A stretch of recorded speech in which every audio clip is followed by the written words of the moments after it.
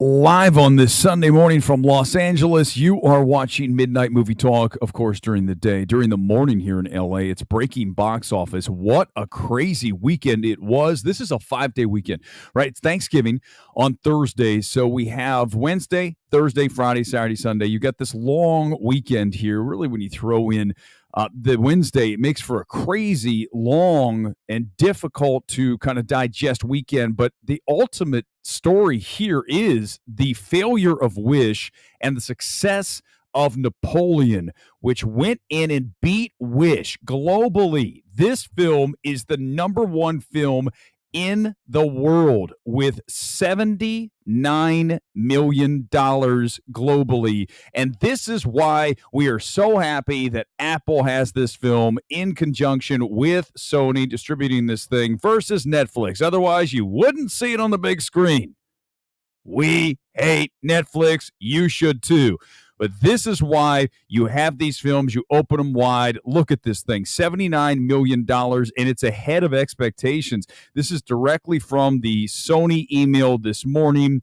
Look at this, 46.3 million internationally, 32.5 domestically. Again, that 5-day weekend. And listen, when you look at this, there's a lot of money being made from IMAX and those PLF screens, 70 millimeter, all of those upcharge, right? The ultimate way to see a movie. Why wouldn't you in this case with Napoleon? And a couple notes here about Napoleon when we talk about international numbers. It doubled both Killers of the Flower Moon and House of Gucci. So it's double that right now. 86% ahead of Elvis for like markets at the same time in the release. The film reigned in Europe with 33 million, led by the UK, 6.6 over 5, France 5.6, Germany 3.4, Spain 3.3, on and on.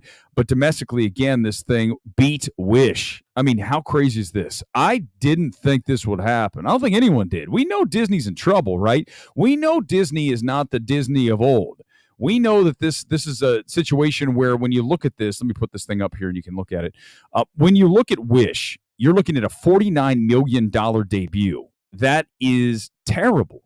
I mean, guys, look at it just like this. The worldwide debut for Wish was less than what Coco made 6 years ago stateside alone. If you break it down to the stateside versus stateside, Coco 6 years ago, 2017, to Wish here in 2023, you are looking at minus 40 plus million, less than half the money that the Pixar film Coco made 6 years ago. And don't tell me it's Pixar versus Disney. Everyone knows that Pixar's Disney. It's a Disney brand. What has happened to the Mouse House? Guys, the Marvels, now Wish. You're talking about back-to-back bombs. This is a film in Wish that has no business being under Napoleon. And don't tell me Trolls is still in the marketplace. Yeah, whatever. Disney no longer carries the cachet they did before, where they just open a movie and say, here it is, we're going to kill all of you. All of you just surrender, it's over. No, Napoleon just took you out.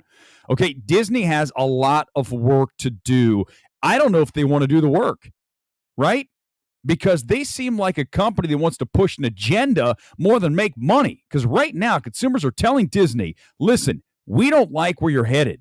We are not fond of your politics, and we are going to show you that by not attending your movies. And that is a clear signal that something needs to be done down the street here at Disney in Burbank. But yet nothing is happening. They're just sitting there going, it's fine. So that has to tell you that's not their mission. If you want to make money, then why do you keep doing what you're doing when you're losing money? This film will lose them money again. Add that to all the losers that they've had of late. This is the big topic tonight on the Sunday Night Spectacular here on MMT. We're going to talk about Disney and all of the failures, and you can come in with all the comment. You know how many there have been. I mean, just name, it's a long list of films that have underperformed or flat out bombed from the Mouse House here over the past year and a half, 2 years. It's really gone south, and nothing seems to be changing. We'll discuss it tonight. Big topic. The number one film this weekend was Hunger Games. Wins the weekend with $41.5 million, which is a really strong hold. When you look at the 3-day, let me pop up the top 10. I'll make it bigger so you guys can kind of see what we're looking at. It was only down 35% in the 3-day. So in the 5-day, it was probably actually down less than that because you get those extra days. They're almost like the weekend and Wednesday, Thursday. You get those extra days that kind of pop that number higher because everyone's off. But still, down 35%. It shows that younger audience, female audience, doesn't always run out to see movies opening weekend. That's what this film is for. That's who's going to see this film. I mean, I don't think the film's great, but I can't argue that the film is holding well. It's almost at $100 million here stateside. Let's go through the top 10. Hunger Games number 1, 41 over 5. Napoleon number 2 with 32.5 million over the 5 days. Wish behind by a little less than $1 million. But again, the actuals will come in here today. We'll get that tomorrow, and it could change that. Maybe Wish gets ahead. Doubtful, but Wish is at 31.7. Trolls is definitely siphoning money from Wish, okay? But again, in the past, it wouldn't even have mattered. People would still go support the Disney movie. I'm actually going to see Wish. I didn't see it yet, but I feel like I should because a lot of people are saying it's not great. That's another issue that we have to talk about. I'm going to see it today. And when I went in to get my ticket, I'm like, there's nobody in the audience. Seats are everywhere. On a Sunday afternoon screening, where is everybody? Yeah, exactly. Because Disney needs to realize they got to change some shit. It's not working. Thanksgiving held well. We told you it would. Because why? It's Thanksgiving weekend. People are going to go see a movie, a horror movie. They like horror movies. Horror movies always do well. About Thanksgiving, it held at minus 31 for the 3-day. It's up to 24 million. It's going to be profitable for Sony. I hate that film. Oh, my God. That film, from a screenplay perspective alone, is abysmal. But I can't argue the film's going to be profitable. The Marvels you're asking about, down only 37%. With now 76.8 million stateside. By the way, I want to mention, during the Breaking Box Office show, look below you. You're going to see at the bottom of the screen, I put kind of the overall picture worldwide totals on a lot of films. So if you're not getting it here from what I'm talking about, you'll see it across the bottom in the ticker. So look there. Marvel's is almost at, 150, 160. I got to look at the number. Maybe it's 180. Let's see. Hold on. Let me see. I got to look myself. I threw it in there. Look at the bottom of the screen and we'll watch it come together. Well, that came out wrong. Across the bottom of the screen, just wait, it'll show up. All right, let's continue along the top 10. And we go down to the holdovers, which is now at 12, call it $13 million. Listen, for a small adult drama, one of my favorite films of the year, Paul Giamatti needs to be, if not the winner, best actor, he better be way up. I mean, he needs to be versus whoever you want to pick. If you want to go with Cillian Murphy, fine, but you got to put Giamatti right there with him. But, of course, in a head-to-head versus Oppenheimer, holdovers is never going to win, right? Voters are going to go with Oppenheimer. It's the bigger film. But I'm telling you, I think Giamatti's the best performance of the year in any category. When you talk about actor, actress, supporting anything, best performance is Giamatti. And then you got Taylor Swift now at 178 stateside alone. That's huge. I mean, how much more money does this woman need?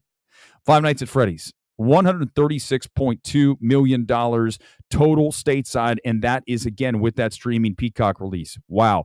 And then Saltburn did not do well in expansion. We told you that it wouldn't do that, right? It's another one of those movies that plays well in New York, LA, Chicago, San Francisco, the coast, the major cities. Not in rural America. Only 1,100 per screen for Saltburn. Really, what a frustrating film that was.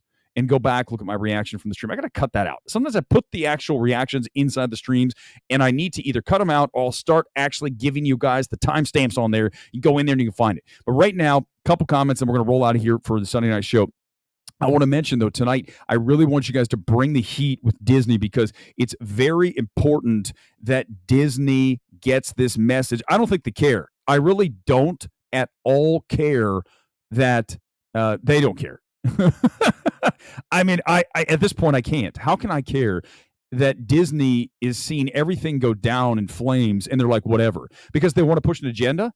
Like, why? Like, you're a business. It doesn't make sense. Make it make sense for me tonight on the long form stream tonight at about 8:30 from LA here, MMT, and the Sunday evening spectacular. Disney's dying. It feels like it, doesn't it? Disney's number 2 in world earnings. Audience is not rejecting Disney. Listen, yes, Aaliyah, I understand the film didn't open to every market here with Wish, but it is majorly problematic with Disney right now. Okay.